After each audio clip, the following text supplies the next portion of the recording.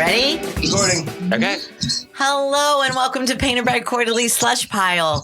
Thank you for listening in on what we hope, and well, actually, we know this is going to be a damn good editorial meeting, as they always are.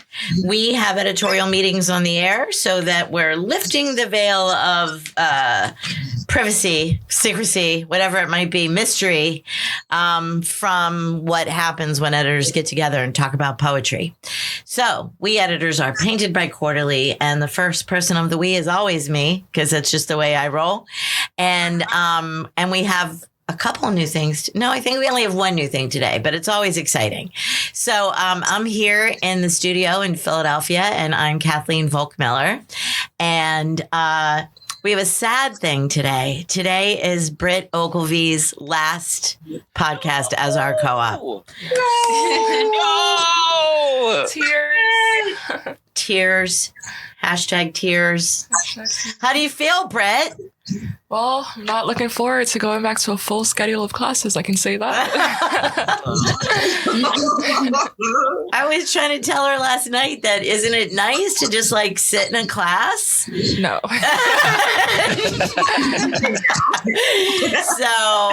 So well, we'll miss you, and you know the door is always open, always, figuratively, metaphorically, in all the ways. And speaking of always having open doors, we always have had an open door for Addison Davis in the studio today. Welcome, Addison. Marion, I know you guys have met through the years. Addison's been reading with us off and on, mostly on, for about 6 years now, we're thinking. And we're really excited that he's coming back full court press right now. Right now. I'm very excited. Can you hear it in his voice? Can you hear that?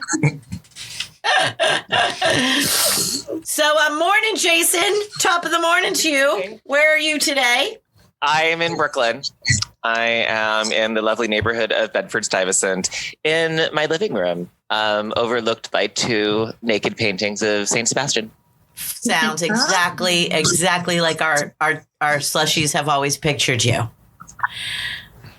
That's right. I am surrounded by nudity and art.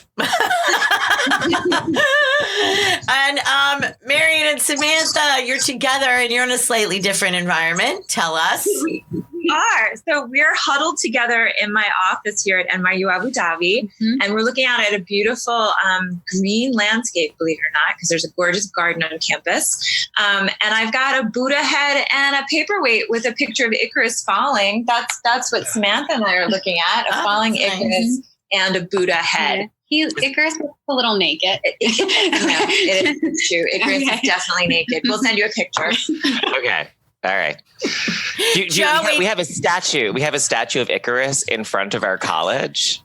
And really? everyone, we do. It just looks like a broken pelvis. It looks like it just looks like if you were to like ask Frida Kahlo to make you like a big bronze pelvis. And if you read the inscription, it's a statue of Icarus to remind students like not to aim too high. It's really weird. It's like the humility of the sciences. It's like, maybe not here. Maybe this is not good. I don't. Yeah, that should not be on any school grounds, I don't think. Yeah, no, it's really it's to warn you that like, you know, don't fly too close to the sun, kids. Not a fan. Yeah, not a fan. But Joe, we need some art in here. You need naked art. Joe, can we put some naked art in here? I can bring some things in. You can bring in whatever you want. Will you hang it up? Sure. All right. Chewing gum and posters are arriving in the next 2-week thing. This is BYOA podcast studio. You can bring our own decor. Okay. Well, I think that we should do what we're here for. Yeah? Okay. Let's read some poems. We have 3 poems by Alicia Askenaz. And I'm very excited. And we're going to start with Shops Like That. All right. For those of you who don't have the printout that Britt so wonderfully made for us. And Who would I'll read it. Can I read it? Yeah. I'll be selfish like that. Okay. This is Alicia Askinase, Shops Like That. Red fruit of tropical magnolia hang, guy in long hair, leaves trail of weed smell, faint barking. Next season, I'll plant milkweed for the monarchs. Did you say pull the wool? No, I said woolly bully. The nasturtium flowers finally bloom from the cool air. An evergreen couple, attractive, especially the young man, make our goodbyes at Campus Cafe. How does he know to hold her face like that, pulling it toward his mouth? The moon cannot be stolen. Yellow berries of the female ilex, which has grown taller and fuller than the male's orange, so they appear to be one shrub. Cut a few before the birds and chipmunks forage. Place them in the vase filled with paper flowers from that shop long ago. There must be others, shops like that. Humanity in the umbrella stand, shops with flowers like that. Nice. Yeah. Well done. It's the syntax is really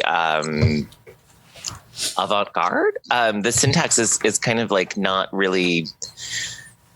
Thank you, because it's all about juxtaposition rather than sentences. Yeah. And I was having a really hard time with it. I was kind of like, I don't know what that's going to sound like when you read it. And I think you did a really good job.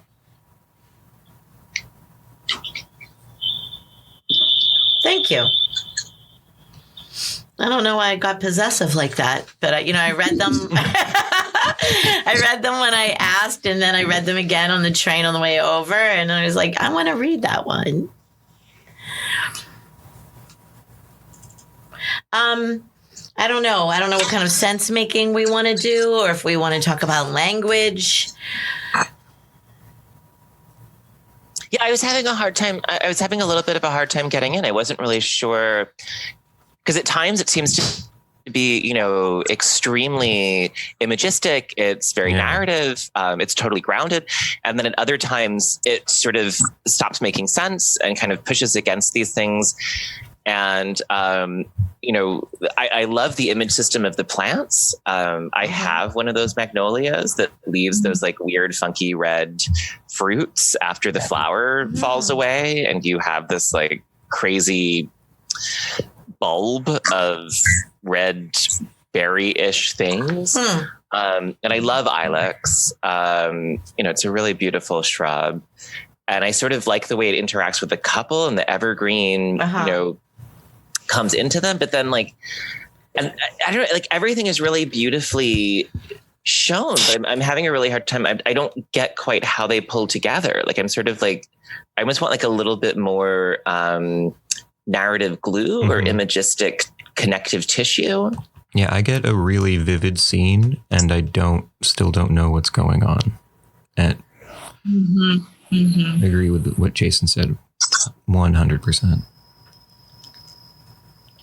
Yeah, I'm thinking a lot about the title and looking for the title to orient me somehow. And I'm wondering if any of you, the title has helped you at all to feel oriented. Well, I think I really like how the poem actually drops into the last stanza. And as you're often saying, it's sort of it points in multiple directions and in a nearly unruly way, right? But there's that image system of the flowers. And yet when you get to the last stanza, it's placed them in the vase filled with paper flowers from that shop long ago. There must be other shops like that, humanity in the umbrella stand, which is such an interesting, bizarre conceptual image, shops with flowers like that, right? So there's something, I don't know, about this array and display and juxtaposition, to borrow the word that Jason was using. So the image kind of lands with me, but I don't know that I can unpack a narrative, or that or that we're asked to. And I guess the last thing I would say too is those first two lines do me in, right? Red fruit of tropical magnolia hang, guy in long hair, leaves guy in long hair, line break, leaves trail of weed smell, faint barking. Like I had to read that twice because I can't tell if it's like a list or if those sections are commenting on the pieces that came before. Like, it's a fascinating little tangle. I think it's just all the things that are being noticed in that moment, right? Red fruit in the magnolia, a guy passes who leaves the smell of weed behind him, and there's faint barking in the distance. It's just it's an opener. It's that opening moment right before the camera closes in.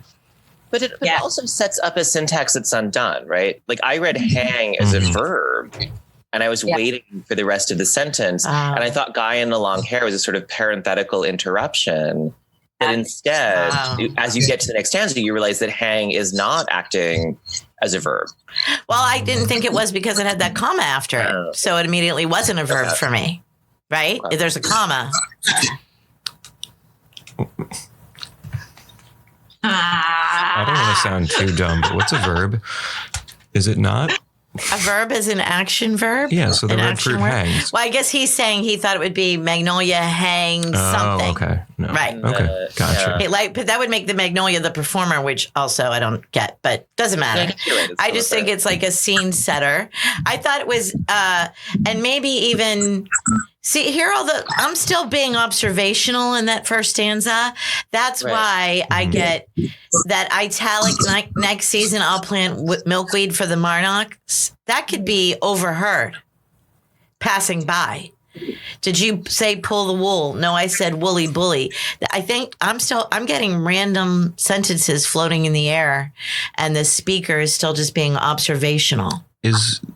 So who's in italics? I don't know. No. It's a random, just like who's barking, right? It's just what gets heard. It's the guy in long hair. Just like the dude in the long hair. It just is it's a sentence that floats by. Yeah, I agree with you. I feel like this poem is just purely meant to be observational.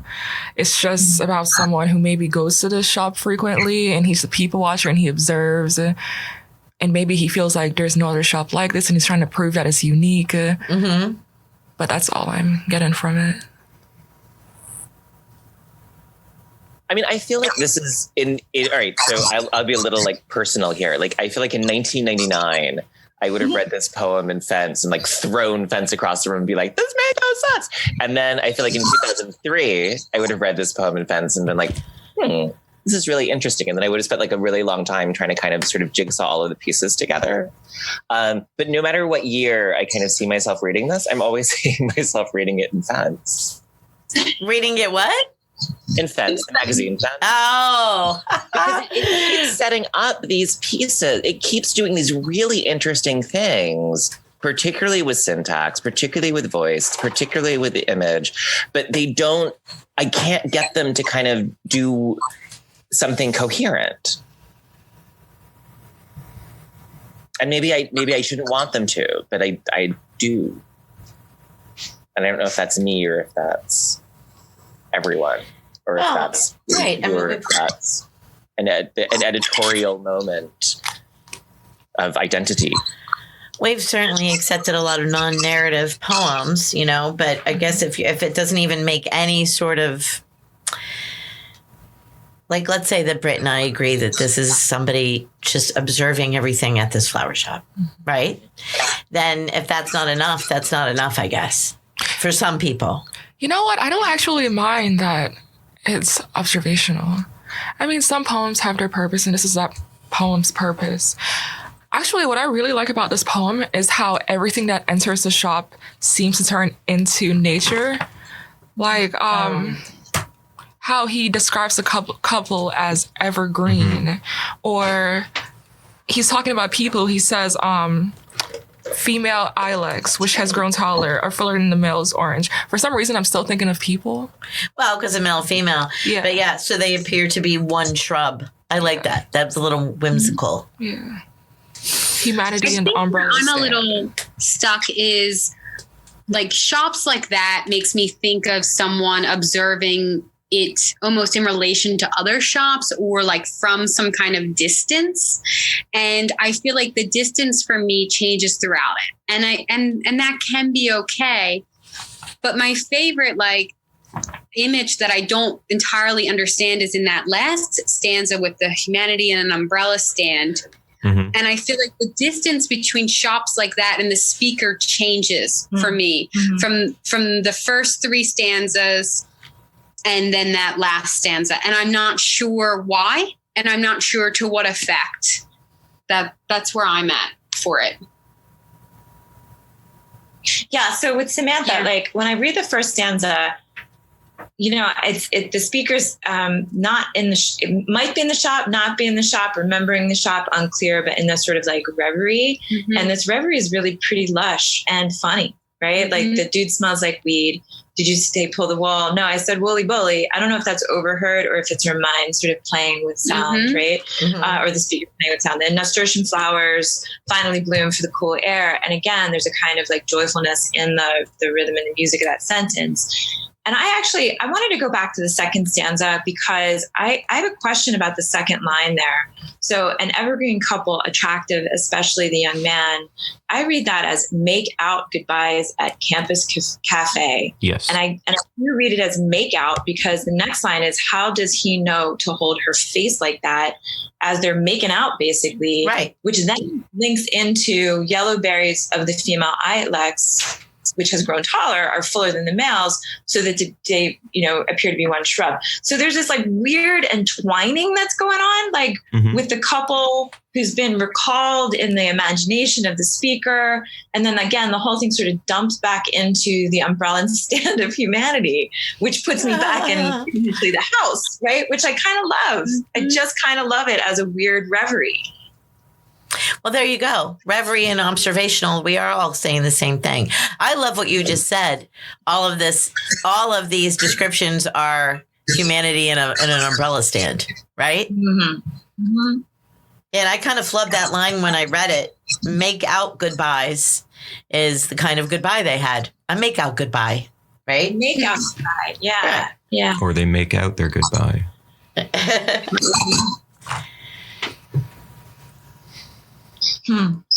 I feel like that's kind of the thing is that I spend all of my time, all of my readerly energy is about the structure of the poem and the way that it's constructed. I'm not having feelings.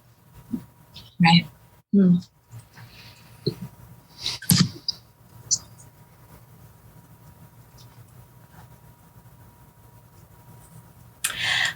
I'm just going to say one thing. This is what I feel. I feel like if I read this in any journal, whether it be Fence or PBQ, I would be satisfied. I would go, yeah, that's all. My mind isn't blown or whatever, but like I have a sense of satisfaction after reading this. And that's all I can say. Well, that's important. That's the most important. Shall we vote since we have 2 more by this poet? Sure. Yeah. Let's do it. Let's do it. 1, 2, 3, vote.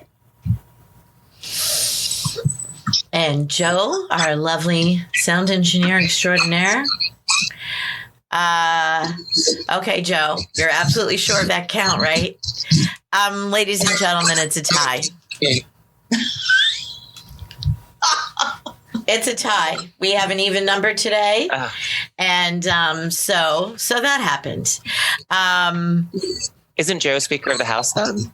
Oh, yeah. I love that idea. I have to recuse myself today. I've been working on the sound instead of paying attention. Because there's a lot of background noise today, so. All right. My apologies.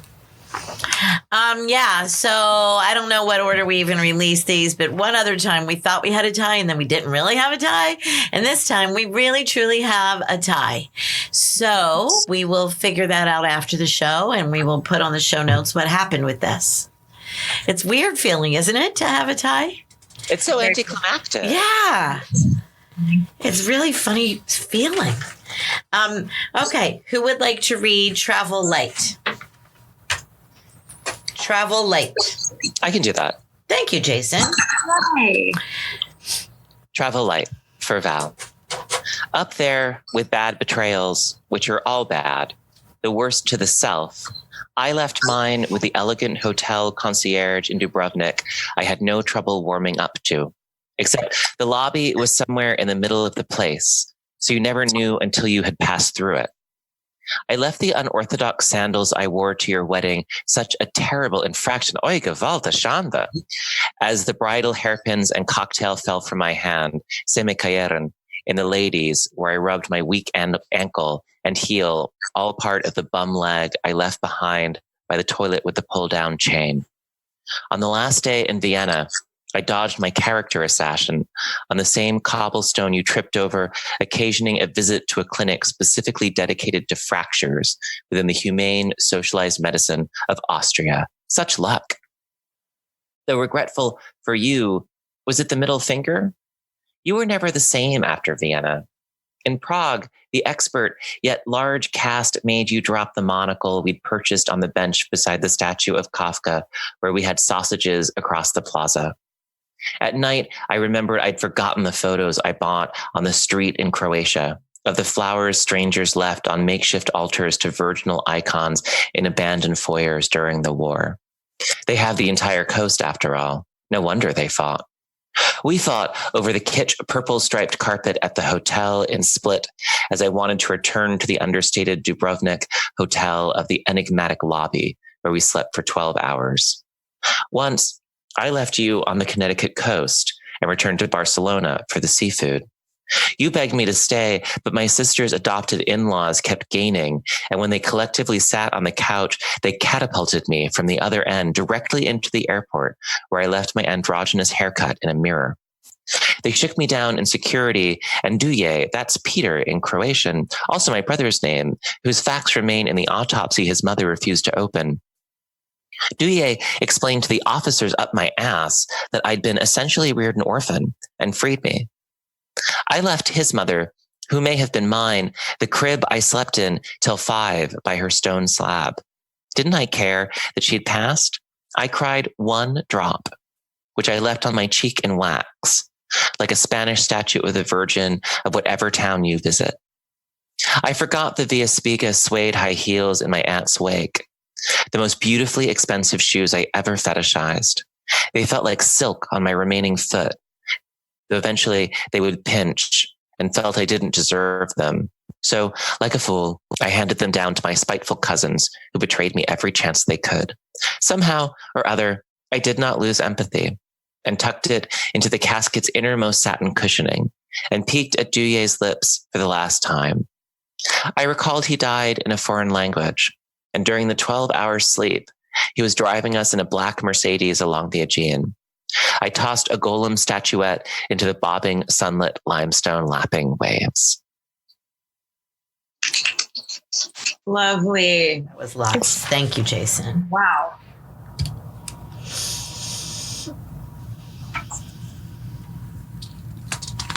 This is the sound of thinking. Yeah. Thinking, lots to think about here. I like the expanse of it. I love how sort of big and sprawling it is, and how, it just keeps, it has this sort of global reach and this kind of temporal reach. And, all of the distances are simultaneously huge and tiny, across time, across space. And I really like the way it sort of just keeps pulling those things in together. And it's almost like you never know if the telescope or the microscope is kind of turned up or turned down. Mm-hmm.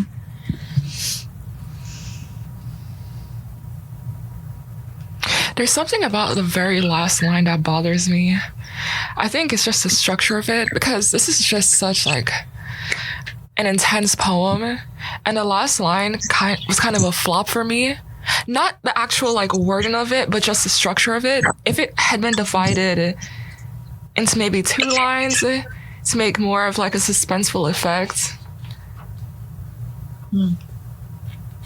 And see, I kind of like that there's no commas and it just it's the most, just maybe one of the most descriptive lines in the poem. Yeah. Like just descriptive. I don't know. What I'm troubled by, I have to say, is so many lines are so prosy. Some of it, feels like poetry, and some of it feels like I'm reading an essay. Mm-hmm. And I feel like it flows in and out of that. Maybe if I spent more time with it, there's a reason. But some lines are very could be wrapped, right? Well, I really like the way that it does that syntax thing that I was kind of talking about in the last one. I think is much more successful here. I left his mother, right? Sounds like I walked away from her. I left his mother, who may have been mine, the crib I slept in till 5, right? That here I see the syntax being kind of turned back on itself, that sort of sets up initial readings that then get undone. And that I thought was a move that kind of happened across the poem in a way that I could track and found really satisfying, because they kept sort of making they kept both, like, it's like Penelope, you know, like making her shroud and then unweaving it. It sort of like sets this thing up that then takes it back. And I actually really liked that almost like seesaw or the lapping of the waves, like that motion of kind of like forward headlong rush that then turns into something that you weren't expecting, and kind of then you have to revise the way that you had understood what had happened. Like both and for me, like here it was happening both at the level of syntax and at the level of narrative in a way that I could kind of like be pulled through and really felt like I understood the poetic project. Yeah. Thank you for that description. That helps a lot. Because I agree with what you said in the beginning. I kind of like this giant poem that's describing minutia, and you know, I in a general way, right? And travel light. I'm liking the title too. Addison, can you weigh in?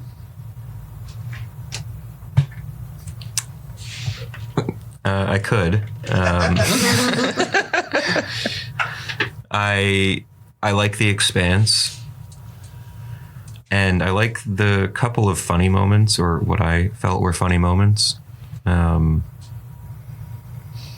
The humane socialized medicine of Austria, such luck, and it's a really good one on the second to last stanza. They felt like silk on my remaining foot, though eventually they would pinch, and felt I didn't deserve them. So like a fool, I handed them down to my spiteful cousins, who betrayed me every chance they could. Those cousins. Yeah. That's part of the saga aspect of it too, right? Yeah. Like Jason said. My favorite stanza is the 6th stanza.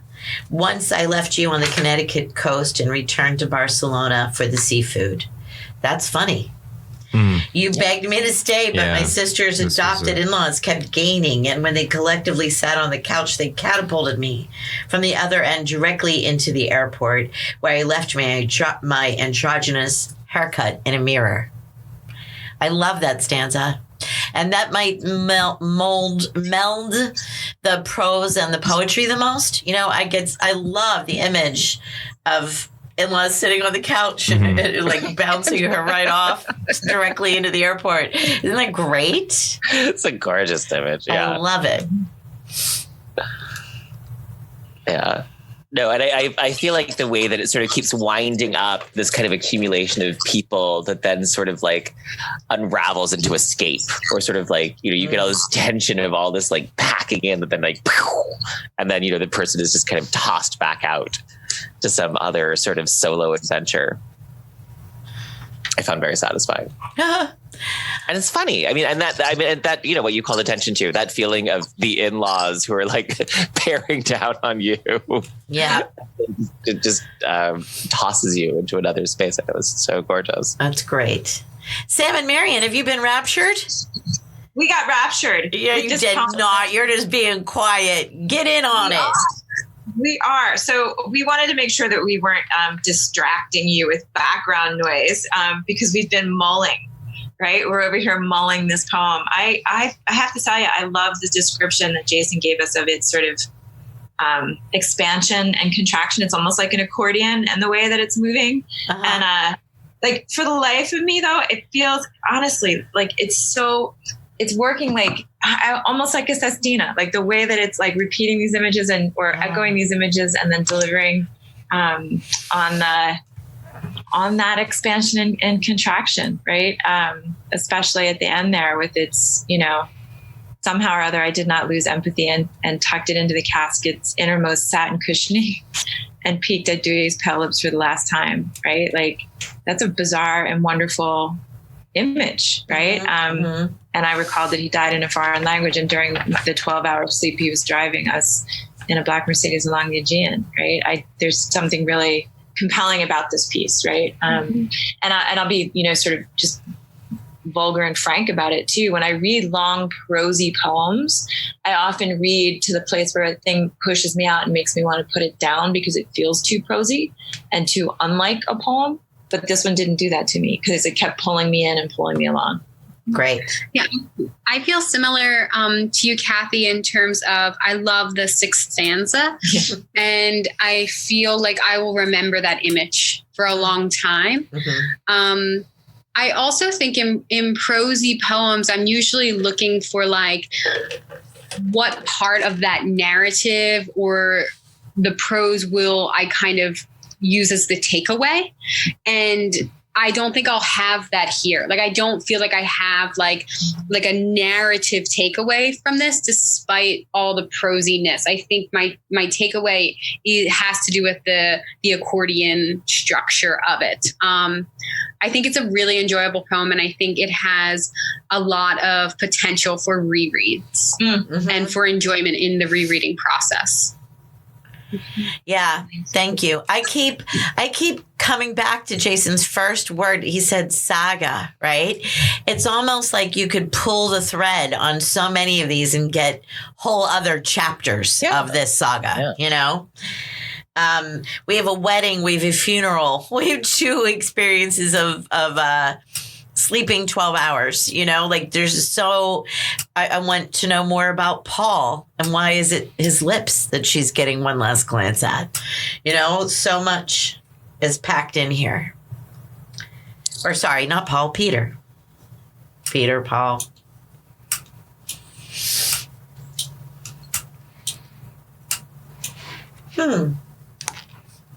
I just also love toilets with pull down chains. So, oh God, who doesn't? I was like, yes, that's great. I could hear it. I could feel like the rustiness of the chain. Wondering how many hands had yanked that before. I just haven't seen one in so long. I was like, oh, Europe.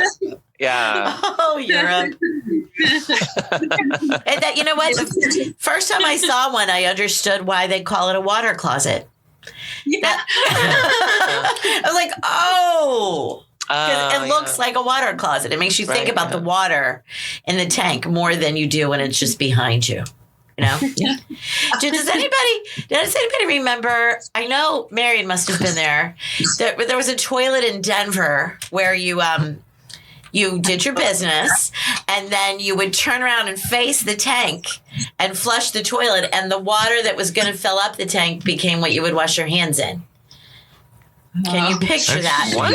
Okay, so do your business. Now straddle like you're a man peeing. Or if you're a man peeing, straddle up on it. Get up closer to the tank. Right? Oh, that's... They had a sink. There was a sink built in the back of the tank. So it makes perfect sense. The water that you would wash your hands in becomes the water for the toilet bowl. You wash your hands in the water that then's going to flush the next flush. Exactly. Multi-purpose water. We have our episode title. What? A toilet in Denver. A toilet in Denver. A toilet in Denver. Toilets we love. The best toilet in New York had clear glass doors. I know where you're going. But when you locked it, Yup. the glass turned orange. Yep. It was the most amazing thing. Like, I don't know what gas was involved in this, but there were these bathrooms with with transparent doors. But then when you locked them, the glass mysteriously turned opaque orange. Yeah. Well, we have the same thing in Old City. I was going to say, I recall one of those somewhere. Yeah, here. Old City. Near that, what are those bars? Hookah bar. It's near a hookah bar. Yeah. Anyway, it's right down there somewhere. The novelty toilets wear off very quick. The novelty of a novelty toilet wears off very quick. Right. We'll have to post all these photos. But anyway, back to the poem. Back to the poem. Shall we vote, since we do have one more and we've been at it? Let's go for it. Let's do it. Okay. Here we are, throwing thumbs. Ready? 1, 2, 3. And it's in! Woohoo! Yay! Thank you, Alicia Askenaz. Okay, well, this is another long one. Not quite as long as the other, but it's a biggie with a big title. And I'm wondering who will do this. I volunteer Addison. I think that's a good first episode task for Addison. Planet's climate reversal in spite of itself and what lies outside itself. It's raining iguanas. In the in God we trust state, plopping from trees, not dead, playing dead. When temperature falls below 50, sluggish, under 40, blood stops moving. Whatever you do, don't touch them. They have a good chance if you push them into the sun. Somebody will prod one with his pool skimmer, so allegedly you have to touch them. They thaw out like chicken on a counter or frozen water, delivery bottle left outside, you can blow out like hair. By no means should you collect them in your car. When they warm up, they'll crawl all over you and you'll probably freak out and crash. Like the Floridians, the iguana is not a native of Florida. Introduced to the florid fountain of youth, as pets no longer welcomed by residents who hosted them as pets, Florida, like many states, attracts strange people. Paradise entices the fraught with the lucrative. Same day it rained iguanas atop Mount Washington in our live free or die state, the temperature plunged with the wind chill 100 degrees below. 0 under a biting 100 degrees, the winded state of live free or die degrees of our declining day shift iguanas reigned above Mount Washington's high and lucrative paradise hallucinated how the fraught entices a florid imagination of weird, attractive backdrops, where pets welcomed as residents are wonderful hosts, are no longer pests. Lounge in hot springs presented as youth, not natives. Florida is a reptilian iguana, so don't lose control and crash your car. They'll warm up to you and crawl up on your lap. Ignore the by no means should you let them in your car. A mere symbol of stolen spring water from California, distributed frozen as precious chicken in certain markets. Mellow out at the counter where you'll allegedly touch discounts. With a swipe, go home and have the pool boy prod you. Skimming into the sunny part together, it's only good luck. And whatever you do, don't touch him until it drops below 40 or 50. You'll feel bushed, play dead. He'll bolt soon. You'll be landing in a God we trust state. Late fall iguanas treading upscale palms. That was a lot. That was a lot. Bravo. Well done. But can we just fix one thing? Because I think it might be important.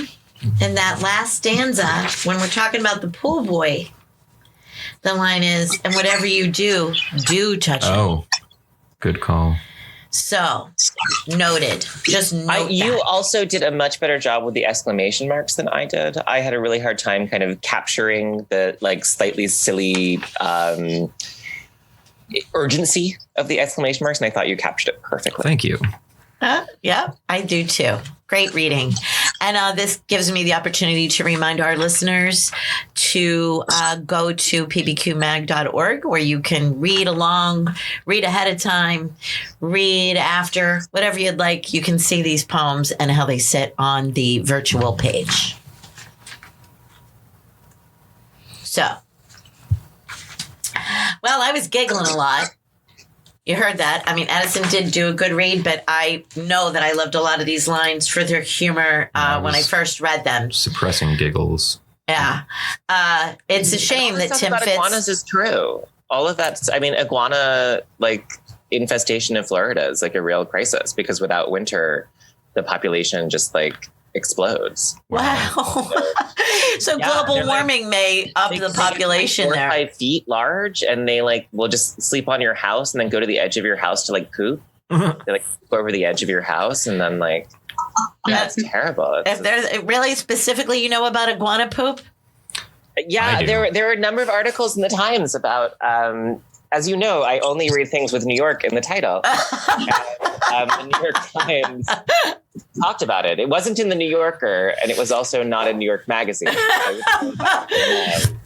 Well, I feel we always bring up Tim Fitz when he's not with us, and I feel terrible that he's not here today because he spent so much time in Florida and loves to talk about life in Florida. He has so many iguana stories. He has so many iguana stories. It's really a bummer that he's not here to have this conversation. But we joke about Florida, and I think that the line "Paradise entices the fraught with the lucrative." Yep. Was one of the best descriptions, the best 5 words, whatever many words that is, to describe Florida I have ever heard. Like the Floridians, the iguana is not a native of Florida. Yeah. It is so true. Nobody in Florida is from Florida, basically. Well, and also that, when we talk about Florida men, we're talking about white people. We're not talking about indigenous tribes. We're not talking about, people who actually lived in Florida prior to colonization. We're talking about, these people who came in and colonized the space looking for the fountain of youth. Sure. But I still think Florida is for the fraught. So many people. I mean, Florida is, there's a bunch of, not to be really terrible, but there's a bunch of rehabs there. And that's where people go to start their second lives. But it's like a total scam. There's this whole Floridian thing where you get passed from rehab to rehab and they run through all of your insurance and then you're left totally destitute. Yep, right. And folks go there to start new lives. It's just a place people go. And old Jews go there to retire. Sure enough. Although not anymore. I mean, that's kind of the late 20th century phenomenon. I don't know. One of my old co-ops, you guys remember Brittany McLean? Mm-hmm. Yeah. She lives near Naples, and she says that she and her husband are frequently the only people under 30 in restaurants and stuff like that. She says it's filled with old people. That's the Florida of my youth. Do you know I like the elderly Jewish Florida. It's nostalgic for me.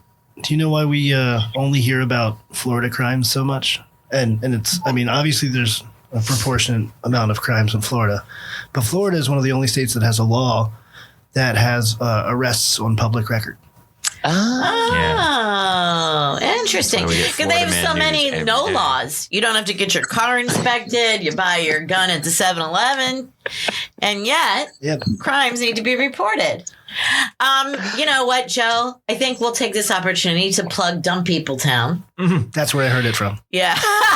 Okay. Dumb People Town is one of my favorite podcasts. Joe Zhang turned me on to it. Thank you again, Joe. No problem. And it's comedians who sit around reading news articles about really dumb people crimes. And even in the theme song of it, they go, especially Florida, or something like that. I have a poem about that in my forthcoming book about what it means to have empathy when one encounters horrifying news stories where it's hard not to be moved by the idiocy more than by the human catastrophe of what happens. Huh. Well, we shall look for that. Back to the poem. There's something really weird going on, or something interesting going on, or something exciting going on with the repetitions. Yeah. And it almost kind of reminded me of the paradel, back when Billy Collins had kind of made up that form. And the ways that by no means should you let them in your car keeps coming up. The way that there are all these kind of lines and snippets of syntax that kind of percolate and then sort of get stitched in or collaged in these different ways as the poem moves forward. I love the way you just described that too, because it sort of has a tumbling effect, and the tumbling feels like a kind of increasing madness, right? In the descriptions that the poem stitches together, so that by the time Addison got to the end of the poem, right, the juxtaposition of those images was growing pretty furious and adding to the humor of it. Yeah. I like that word tumbling applied to this. That's a great word for this.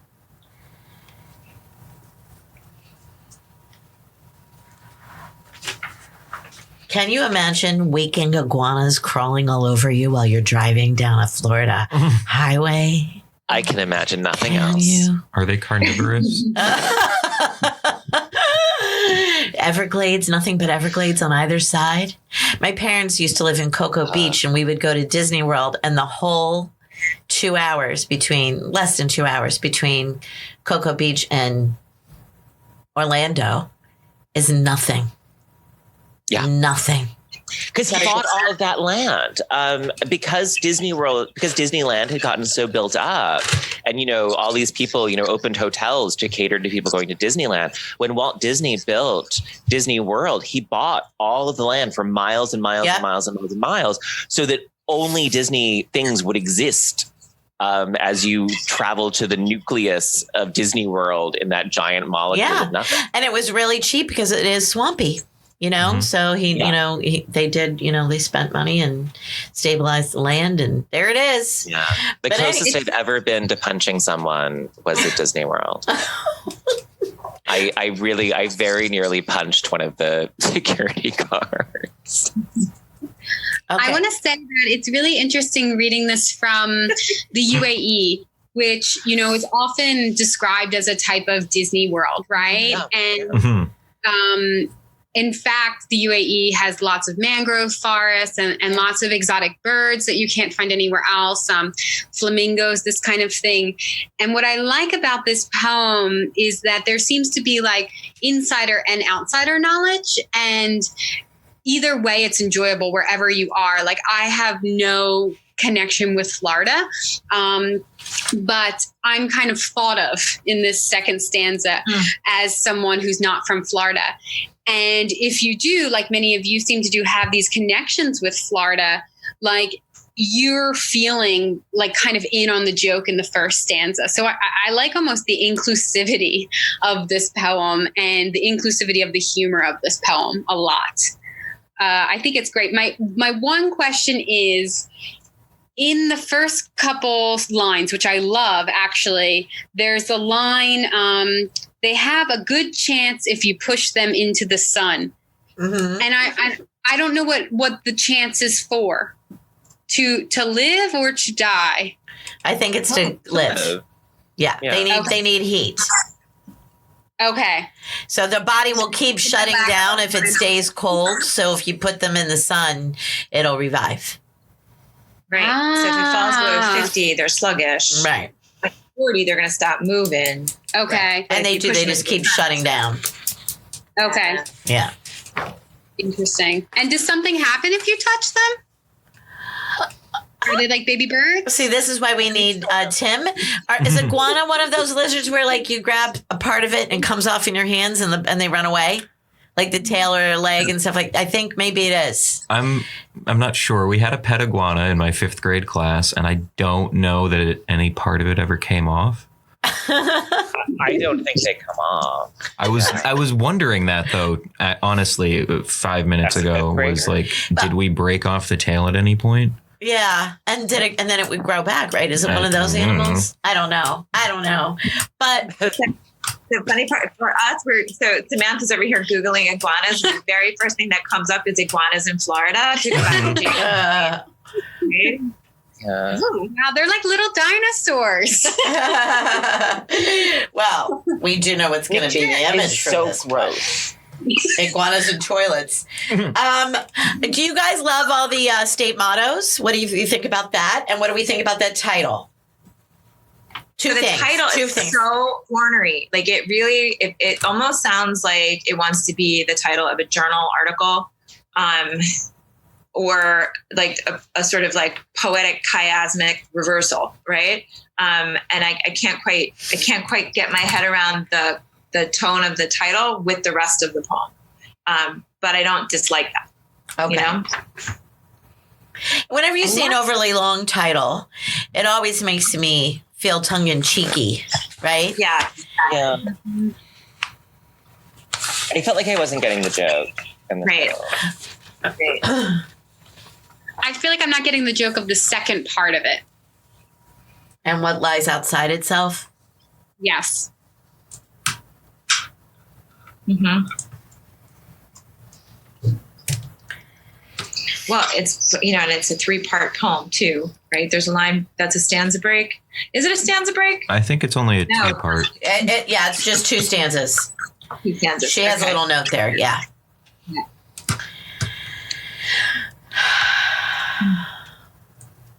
I'm looking at it like line by line and seeing some direct reflection. Like at the stanza break, you can kind of almost go like one line down and one line up. They mirror each other a lot. Oh, interesting. So like by the end, there's iguanas, what does it say? Treading upscale poems, whereas they're raining in the very first line of the poem. Mm-hmm. And then like you can just start counting backwards and forwards and kind of see a lot of that. The mottos that I like best are the one in the last stanza, in a God we trust state, because I like the play on the different ideas of state, and also how that plays on the title. And I mean, is this a political poem or not? Are all poems political? Is of course a conversation. And for me, like this makes it like overtly political in relation to climate change. And so I like that. Mm-hmm. Mm-hmm. And boy, now that Addison pointed out these two stanzas mirroring each other, like I saw that the grocery chicken came back, and you know, but I didn't really notice exactly how precisely it did. That's pretty cool, and that's the reversal, right? Mm-hmm. Mm-hmm. Yep. Like it literally says, "Whatever you do, don't touch them." Then on the other stanza, it says, "And whatever you do, do touch them." Right. It's an exact reflection. Right. So the title makes a lot of sense. Things you might find by the pool. Yeah. Iguanas and pool boys. Well, you know which one I prefer. Things you might find by the pool for 200.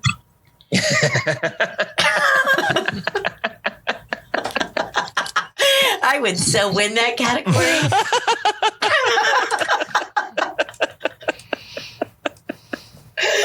Oh my. On that note, maybe it's time to vote. Okay. Okay, here we go. Okay. Throw thumbs. 1, 2, 3, vote. What are they saying, Cho? What are they saying? And it's in! Woohoo!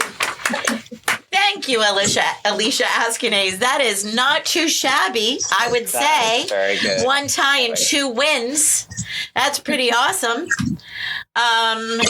Thank you so much for letting us discuss your work. Alicia, I'm talking to her like I'm talking to her, but she'll get it when she hears this. So thank you. Anybody have anything they want to share about what they're reading or doing or thinking about these days? So Samantha and I are about to head over to see Caroline Brothers do a talk. She's the author of a book called Hinterland, and she's a journalist by training, and she did a bunch of interviews with refugee children escaping from places like Afghanistan, and then has written a sort of fictional telling of their experiences. So we're about to head over there on campus here at MU Abu Dhabi. Nice.